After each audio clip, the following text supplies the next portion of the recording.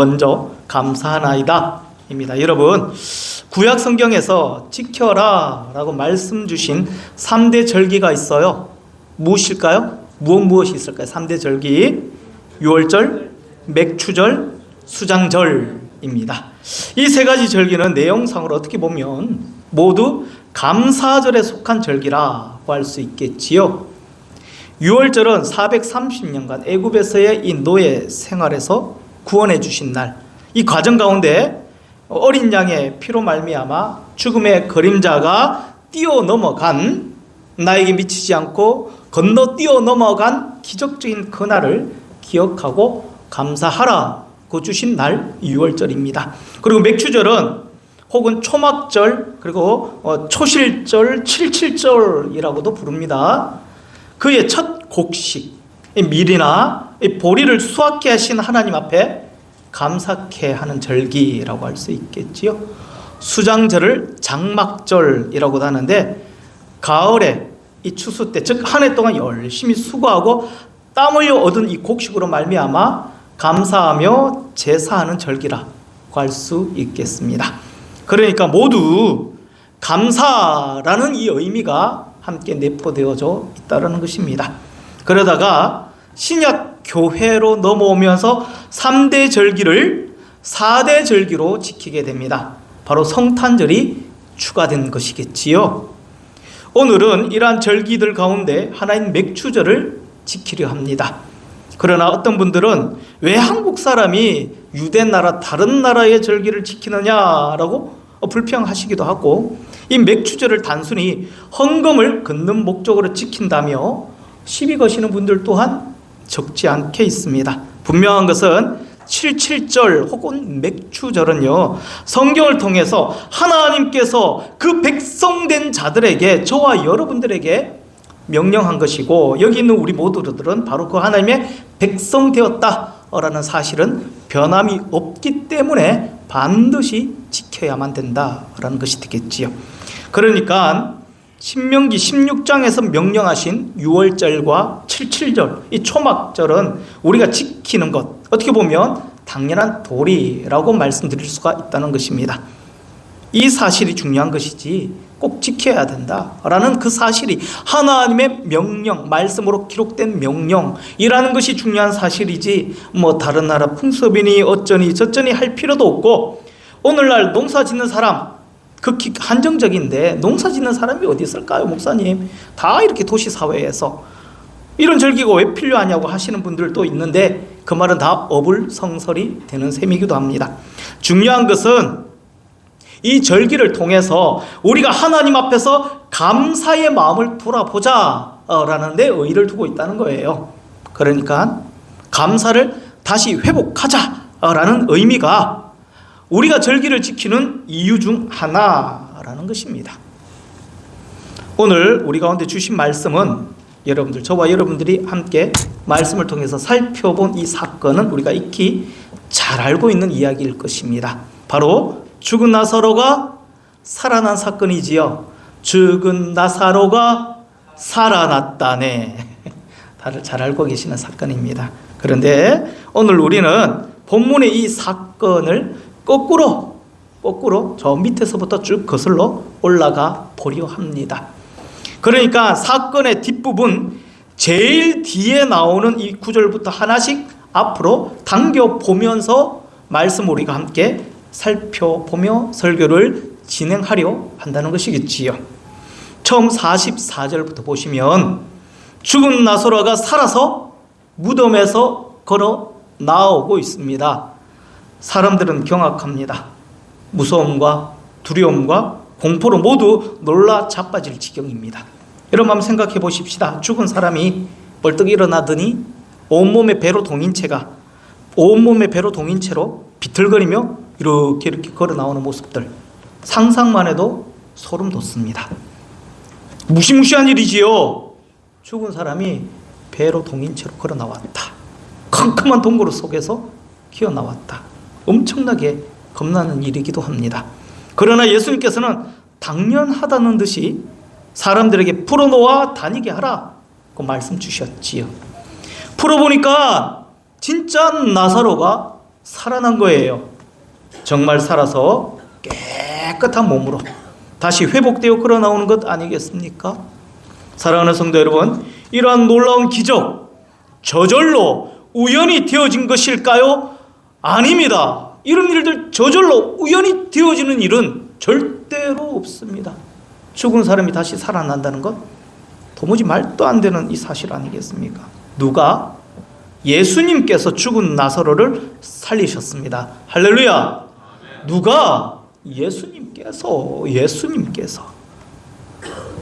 나사로를 살리시기 전 그곳에 많이 모여있는 사람들 앞에서 예수님은 진작에 이런 말씀을 한번 주셨지요. 25절입니다. 나는 부활이요 생명이니 나를 믿는 자는 죽어도 살겠고 네가 이것을 믿느냐? 그렇습니다. 예수님은 당신이 하신 말씀대로, 주신 말씀대로 죽은 나사로를 살려내셨습니다. 그래서 예수님은요, 자신이 부활이요 내가 생명이다 라는 사실들을 보여주시려 한 것이겠지요. 여러분, 나사로의 이 수족을 묶은 이 배와 얼굴을 싸매었던 이 수건이 풀어졌다, 풀려났다라고 하는 것은 사실 어떻게 보면 죽음으로부터 꽁꽁 묶여있던, 죽음으로 말미암아 꽁꽁 묶여있던 그 나사로가 이제는 죽음에서 풀려나서 부활하여 새 생명을 지닌 존재가 되었다, 새롭게 된 존재가 되었다 라고 그렇게 우리가 영적으로 해석할 수가 있습니다. 사랑하는 성도 여러분, 오늘날 많은 사람들은요 생명력이 없는 그런 존재로 그렇게 다들 살아가고 있는 듯합니다. 마치 로봇인 마냥 기계처럼, 좀비처럼. 여러분, 어쩌면 해피엔딩이라는 뮤지컬을 들어보신 적 있습니까? 어쩌면 해피엔딩, Maybe 해피엔딩 뮤지컬입니다. 지금 한간에 이슈가 되고 있는 한국 창작 뮤지컬입니다. 얼마 전 6월 8일이지요. 뉴욕에서 열린 토니상 시상식, 여러 장르가 있는데 뮤지컬 부분에서 12개의 상이 걸려져 있었어요. 토니상 시상식에 12개의 상이 걸려져 있었는데 뮤지컬 부분에서 이 어쩌면 해피엔딩이라는 이 뮤지컬이 6개의 상을 싹쓸어 가버립니다. K 뮤지컬의 새로운 장을 연 작품이기도 하지요. 외국에서는요 이 뮤지컬의 이 표를 구하기도 힘들다 합니다. 매일 이렇게 그 뮤지컬이 공연되어지는데 매 회차마다 매진율이 103%라고 하지 않습니까? 다시 말하면 이 뮤지컬을 보기 위해서 서서 보는 사람들도 있다라는 것입니다. 지금 대단한 열풍을 일으키고 있지요. 이 뮤지컬은요 가까운 미래 한국을 배경으로 하고 있습니다. 이 이야기는요 인간을 돕기 위해서 이미 만들어진 헬퍼봇이라는 이 로봇이 이젠 오래되어 구형이 되어버립니다. 그리고 버려진 채 홀로 외롭게 살아가던 중에 같은 처지에 있던 또 다른 이성의 로봇을 만나게 돼요. 그래서 사랑이라는 감정, 그리고 함께 시간을 보면서 함께 성장해가는 그런 내용들을 담고 있는 뮤지컬입니다. 그렇습니다. 이 뮤지컬의 이 작가가 말했던 것처럼 우리 모두는 점차 로봇이 되어가고 있는 듯 합니다. 감정도, 사랑도, 열정도, 패기도 점차 잃어버리고 그저 하루하루 짜여진 일상 속에서 기계처럼, 로봇처럼 그렇게 살아가는 그런 존재가 되어버린 듯 하다라는 것이 되겠지요. 신앙생활도 마찬가지입니다. 신약시대 때 예수님께서 바리새인과 서기관을 야단치신 것처럼 로봇처럼 우리는 그저 습관적인 예배, 찬양, 심장이 내 영혼이 살아 움직이는 그런 뜨거운 예배가 아니라 어느 순간 차갑게 아주 싸늘하게 식어버린 그런 외식하는 그 예배를 저와 여러분들은 드리고 있지 않습니까? 한번 생각해 보게 하더란 말입니다. 사랑하는 성도 여러분, 하나님을 향한 내 열정, 내 사랑, 진정한 예배와 헌신들이 다시 살아나시기를 축복합니다. 나사로가 살아난 것처럼 우리를 묶고 있는 것들이 다 풀려지고 자유함으로 마음껏 주님을 찬양하고 예배하고 헌신하고 섬기는 저와 여러분들이 되시기를 예수님의 이름으로 축복합니다. 우리를 묶고 묶고 있던 모든 것들이 다 풀려나기를 원합니다. 우리를 서서히 로봇으로 죽음으로 가두어버리는 그 어둠의 그림자들이 다 풀려지고 우리가 다시 살아나고 회복되어지기를 새 생명으로 다시 한번 더 승리하기를 일어나기를 예수님 이름으로 축복합니다. 그렇다면 두 번째로 죽은 나사로가 살아나기 바로 전에 무슨 일이 있었을까요? 43절입니다. 이 말씀을 하시고 큰 소리로 나사로야 나오라 부르시니, 여러분들 나오라 부르셨다라고 하는 말씀은요, 에크라우과시엔 두로라고 해서 명령형으로 이 원어가 쓰여져 있습니다. 명령형입니다. 그러니까 나오라고 명령하셨다라고 해석되어질 수가 있다는 거예요. 그렇습니다. 나사로를 향하여 나사로야 나오든 말든 네가 알아서 해.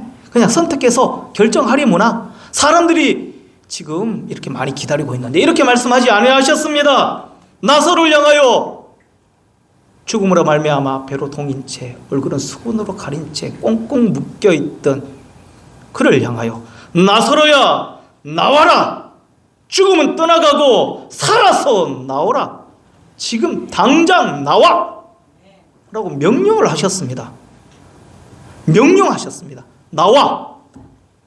그렇습니다. 나사로는 이미 죽은 지 나흘이나 지난 상태였습니다.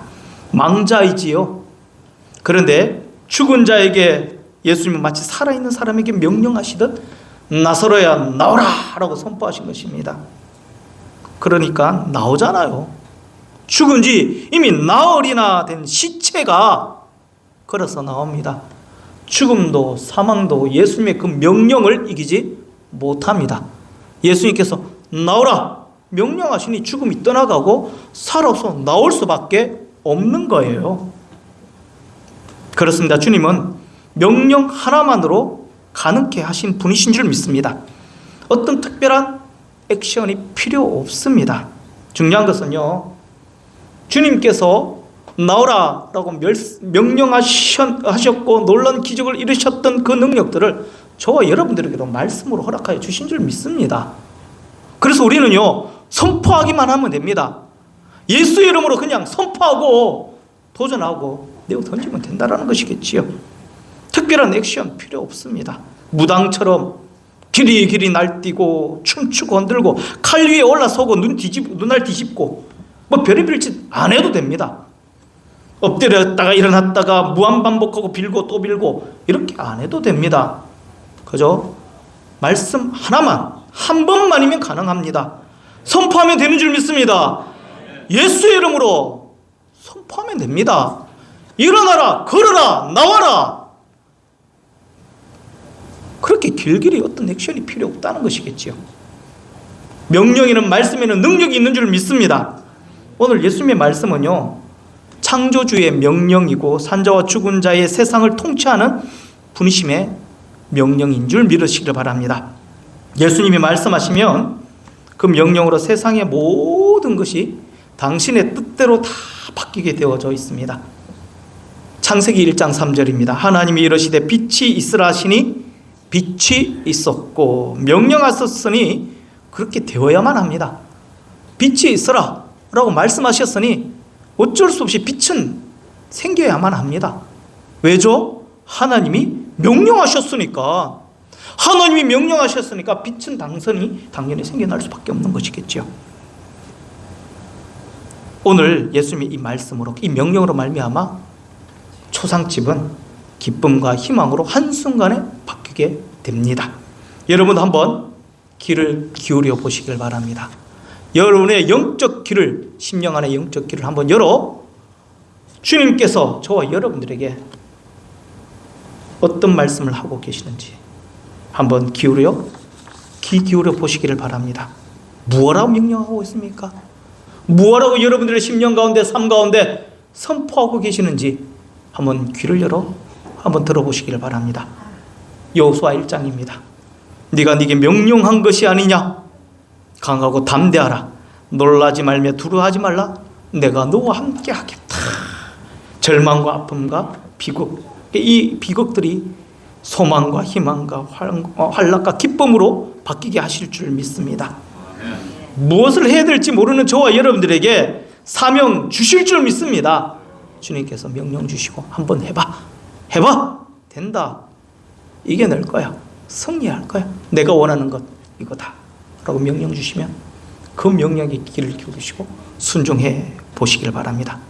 이 능력으로 죽은 나사로가 바로 살아난 것입니다.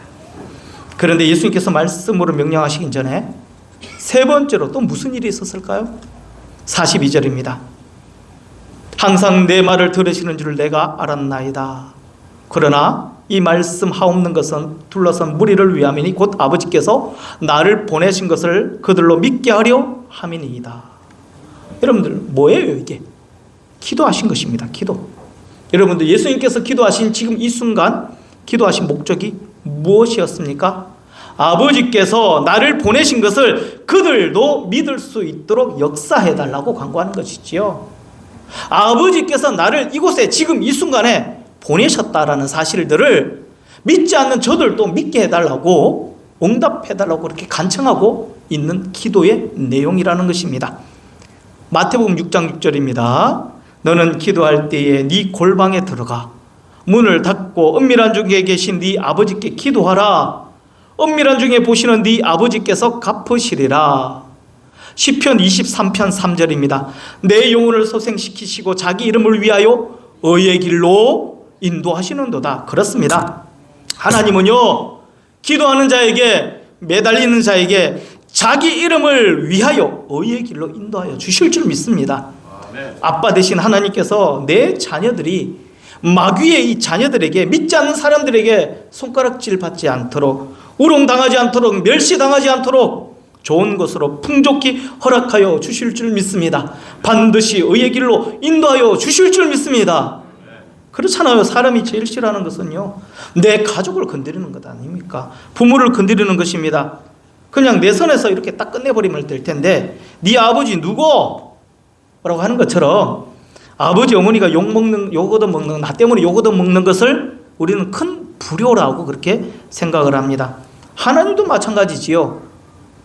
내 자녀, 내 가족 건들지 마. 내 자녀들이 욕먹지 않도록, 그래서 당신의 이름을 위해서라도 자녀들을 의의 길로 인도하시겠다, 응답 주시겠다, 갚아주시겠다 라고 약속의 말씀을 주신 것입니다. 사랑하는 성도 여러분, 기도하십시오. 구하십시오. 매달리십시오.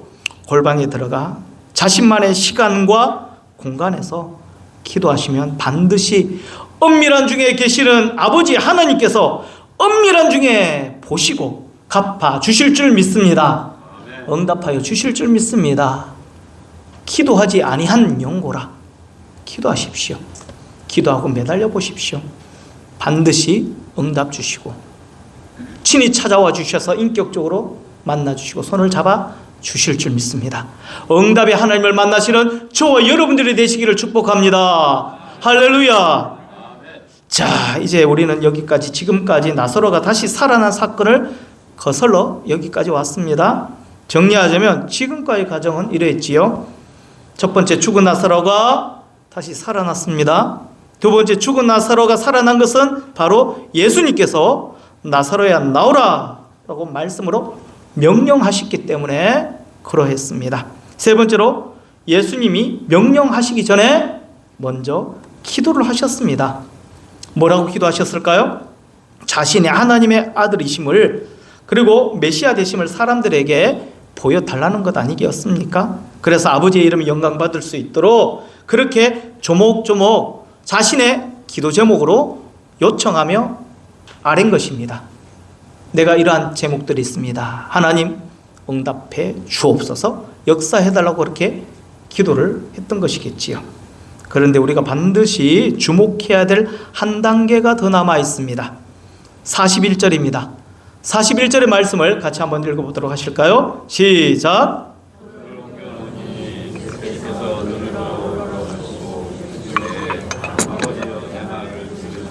감사하나이다.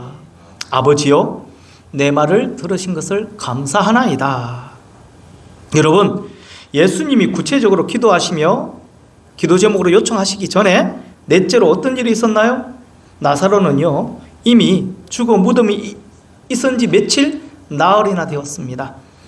이곳은 고온 다습한 지대라서 이미 시체가 썩은 냄새로 진동합니다. 무덤은 큰 돌로 막혀져 있었지요. 그런데 예수님께서 옮겨 놓으라고 하셨고 돌은 이미 옮겨진 상태입니다. 한번 생각해 보십시다. 많은 사람들은 무덤을 쳐다보고 있겠지요. 무슨 일이 일어날까? 저 캄캄한 무덤을 보면서 냄새나 무서워. 왜 저 큰 돌을 옮겨 놓으라 하셨을까? 그리고 이 사건의 발단인 예수님 또한 함께 요래요래 눈을 돌려가면서 보았을 것입니다. 그러나 예수님의 시선은 눈은 어디를 향하고 있었지요? 우러러 들어. 다시 말하면 하늘을 바라보고 계셨습니다. 사랑하는 성도 여러분, 그렇습니다. 사람이라는 존재는요 눈앞에 당면한 현실에 집중할 수밖에 없습니다. 무덤을 바라보고 문제를 바라보고 하나님을 바라보진 못합니다. 그러나 예수님은요 역사를 이루실 하나님을 바라보았다라는 사실인 것이지요. 열린 무덤을 바라보지 않았습니다. 큼큼한 그 무덤을 바라보면서 두려워하지도 않으셨어요. 자신을 뚫어지게 쳐다보는 사람들의 그 이목에 절대 흔들리지도 않았습니다.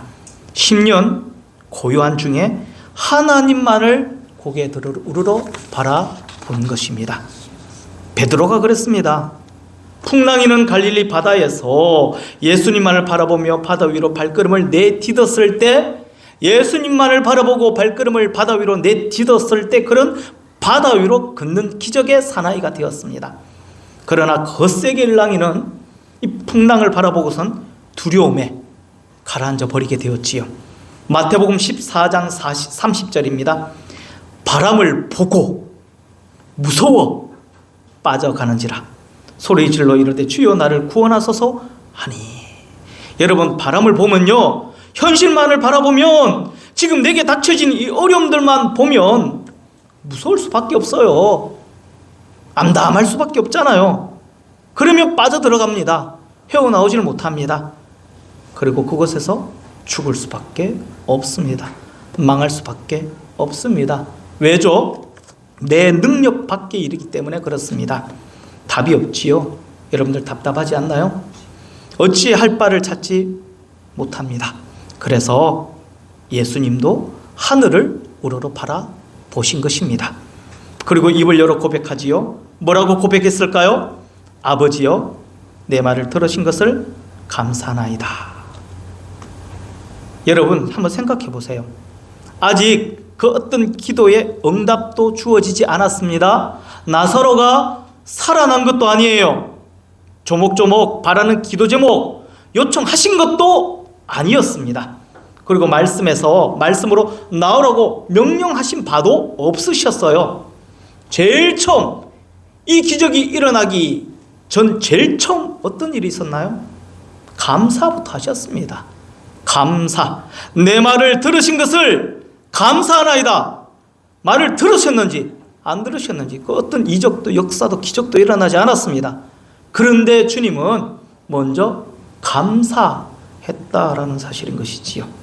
사복음서 모두에 기록된 오병이어 사건 여러분들 알고 계시지요? 이때도 예수님께서는요 보리떡 5개와 물고기 2마리를 다 앞에 놓으시고는 제일 먼저 뭘 하셨을까요? 하늘을 우러러 보시고 축사하셨다라고 사복음서에 그렇게 다 기록되어져 있습니다. 근데 현대인의 성경에 보시면 이렇게 사복음서 모두를 이렇게 해석하고 있습니다. 하늘을 우러러 보시고 먼저 감사기도 하셨다라고 이렇게 해석하고 있습니다. 빌립보서 4장 6절입니다. 아무것도 염려하지 말고 다만 모든 일에 기도와 간구로 너희 구할 것을 먼저 감사함으로 하나님께 아뢰라. 여러분, 감사 기도라고 하는 것은요 하나님이 우리에게 행하신 일들에 대한 감사의 의미도 있겠지만, 다시 말하면 지난, 과거, 오늘날 이 현재 우리들 가운데 주신 그 은혜와 복에 대한 감사의 의미도 있겠지만, 앞으로 미래에 행하실 일에 대한 하나님의 역사에 대한 이 먼저 감사의 의미도 함께 있다는 겁니다.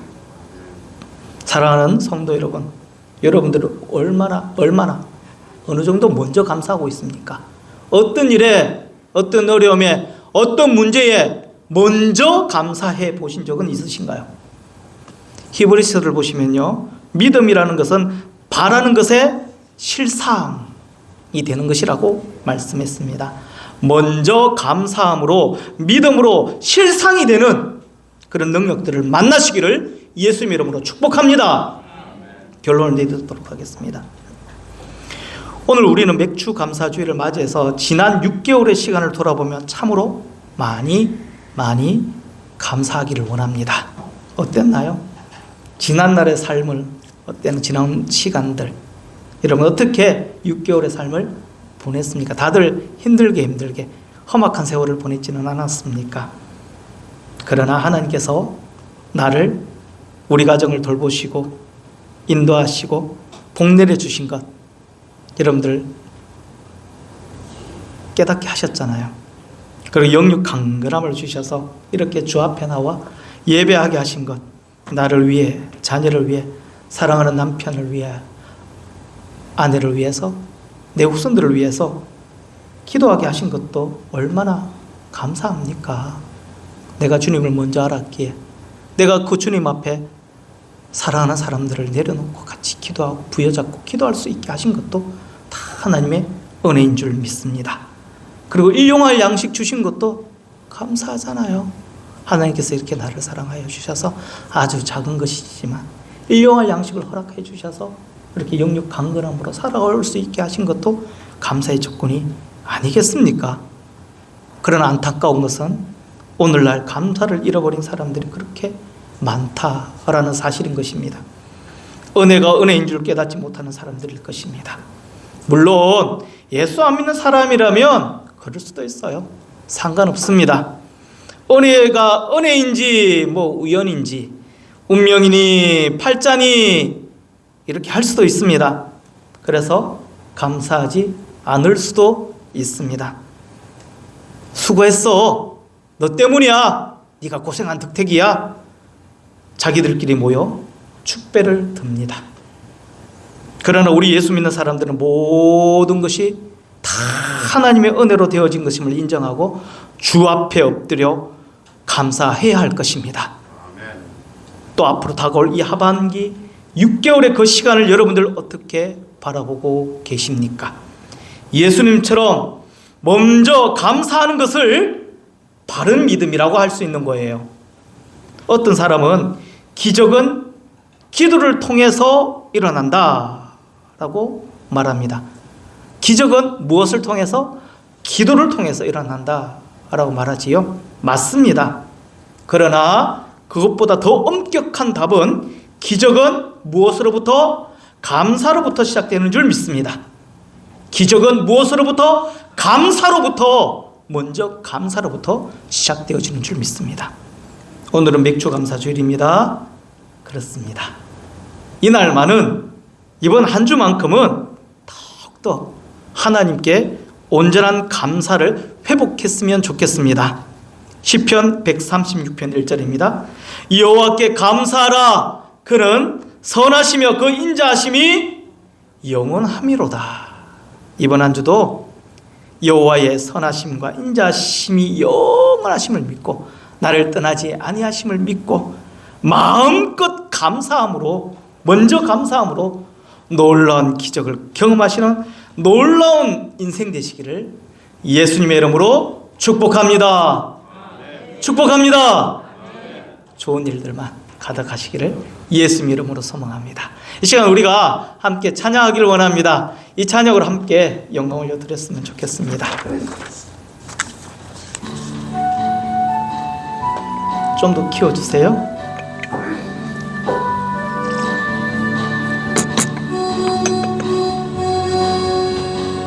우리 감사로 제사를 드리는 자가 하나님을 영화롭게 하나니 찬양 함께 올려드리시겠습니다. 감사로 제사 드리는 자가 하나님을 영화롭게 하나니 그 행위를 옳게 하는 자에게 하나님의 구원 보이시리라.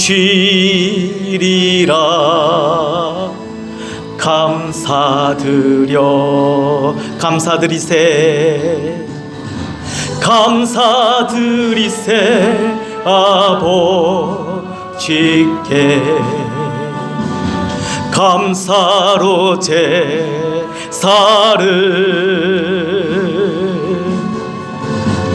찬송 드리세 아버지께 우리의 자성을 할렐루야 할렐루야 할렐루야